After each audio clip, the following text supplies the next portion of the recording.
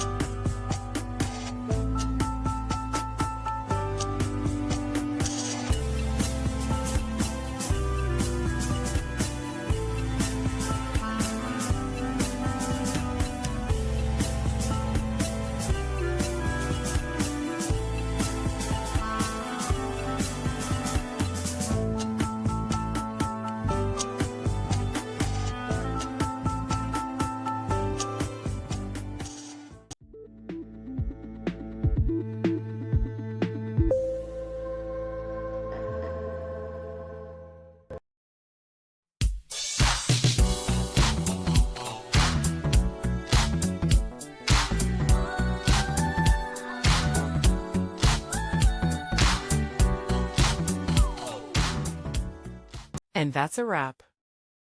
I hope you found the answer you were looking for. If you did, take a second to hit that subscribe button. It really helps out. And let me know in the comments which solution worked best for you. See you next time in the debug zone.